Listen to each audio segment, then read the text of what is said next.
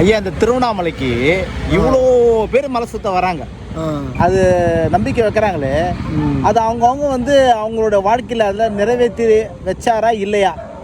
இல்லை நிறைவேற்றி வச்சாரா இல்லையா? உங்கள் வாழ்க்கையில் நடந்தது சொல்லுங்க. இல்லை என் வாழ்க்கையில் எல்லா அற்புதங்களும் நடந்துருச்சு. எல்லா அற்புதங்களும் அந்த ஒரு நிலையே நான் வந்துட்டதுனால அமைதியின் சின்னமாகவே நான் இருக்கிறேன். நான் இல்லையா? அப்போ அமைதின்னு சின்னனா, அப்போ அமைதினா ஒயிட் அண்ட் ஒயிட் அமைதியா இல்லை தாடி விட்டது அமைதியா? இல்லை தாடிக்கும் ஒயிட் அண்ட் ஒயிட்டுக்கும் சம்மந்தம் இல்லை. மனம் அதனுடைய நிலையிலேயே அமைதி ஆயிடுச்சு. அதுதான் அமைதி நிலை. அமைதின்றது வெளிப்புறத்திலே கிடையாது. வெளிப்புறத்தினால தான் நமக்கு பிரச்சனைகள் வருது. சரி, அந்த வெளிப்புறத்தில் நடக்கிற பிரச்சனைகள் தான் நம்ம உள்முகமாக பார்க்கும்போது அது நமக்கு என்ன தேவையோ அந்த தேவையை நான் அடைஞ்சிட்டேன்.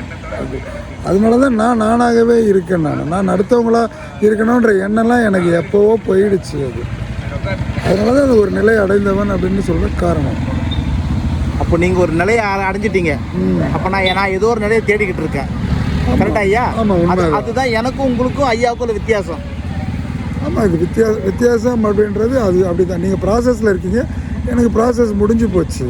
அந்த முடிஞ்சு போன ப்ராசஸ்க்கு தான் முக்தி நிலைன்னு நம்ம சொல்கிறோம். முக்தி நிலையில் தான் வந்து எண்ணங்களில் ஆசையற்ற நிலை. அந்த நிலை வந்தாச்சுன்னா அதுக்கப்புறமா ஒன்றும் இல்லை, அவ்வளோதான். நேற்றைக்கு மாதிரி தான் இன்றைக்கி, நாளைக்கு மாதிரி தான் இன்றைக்கி, எல்லாமே ஒரே நிலை தான் அப்படின்ற ஒரு நிலை ஆகிடும். அந்த நிலை தான். அப்போ மற்றவங்களாம் வந்து அதனுடைய எதிர்பார்ப்புகள் என்ற ஒரு ப்ராசஸில் இருக்கும்போது அவங்களுக்கு வந்து ஏதோ ஒன்று ஓடிக்கினே இருக்க மாதிரி இருக்கும். அது ஓடுறது ஒன்றுமே கிடையாது, அது ஒரு ஒடுங்கி போய் நிற்கிற நிலைன்றப்போ அமைதி நிலை. அதுதான் நான் சொல்கிறேன். அருமை அருமை. நன்றி நன்றி நன்றி நன்றி.